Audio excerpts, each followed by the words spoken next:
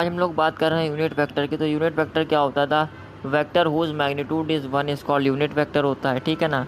I cap J cap K cap minus I cap J minus J cap minus K cap से। तो अब formula of unit vector की अगर हम बात करें तो फॉर्मूला ऑफ यूनिट वेक्टर क्या होता है? जैसे कि पी कैप निकालना मुझे यूनिट वेक्टर का फॉर्मूला है, तो P cap is equal to P vector upon magnitude of vector P, ठीक है। और vector P is equal to magnitude of vector P dot P cap, ठीक है ना। तो ये किसका फार्मूला है? ये है यूनिट वेक्टर का फार्मूला। तो इसमें यूनिट वेक्टर क्या है? पी की यूनिट वेक्टर है इधर, ठीक। अब हमें अगर एक्सप्रेस करना है 4 newton towards positive Y axis, तो कैसे रिप्रेजेंट करेंगे? तो रिप्रेजेंट कैसे करेंगे? तो देखिए, तो एफ वेक्टर यानी force vector is equal to 4 newton force किधर है? Towards positive Y axis. तो पॉजिटिव वाई एक्सिस में क्या होगा? जे कैप होगा, तो जे कैप हो गया। 4 मीटर पर second toward negative Z axis, तो velocity vector is equal to 4 किधर है? माइनस जेड एक्सिस है, तो माइनस के हो जाएगा। तो V vector is equal to -4 के।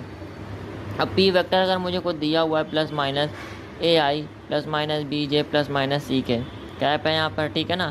तो दिया हुआ है, तो अब मुझे इसका अगर मैग्नीट्यूड निकालना है वेक्टर पी का, तो कितना होगा? Under root A square plus B square plus C square हो जाएगा।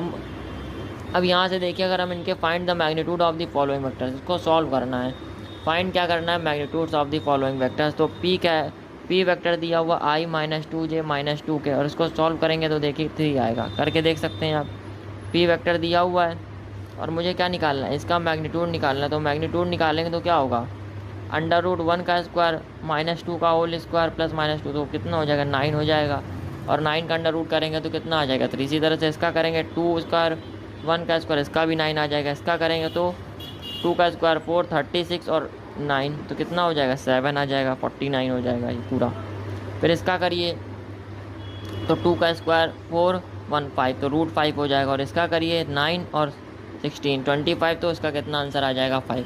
तो ये आज के लेक्चर में हम लोगों ने क्या सीखा? मैग्नीट्यूड निकालना वेक्टर्स का सीखा। और यूनिट वेक्टर का फॉर्मूला क्या होता है?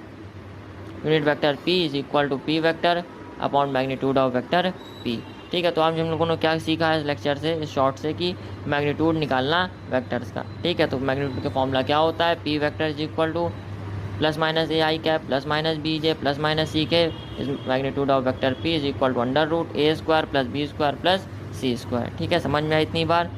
ये मोस्ट इंपॉर्टेंट टॉपिक है वेक्टर एनालिसिस का। Thank you for watching. Please like subscribe and share my channel. Thank you.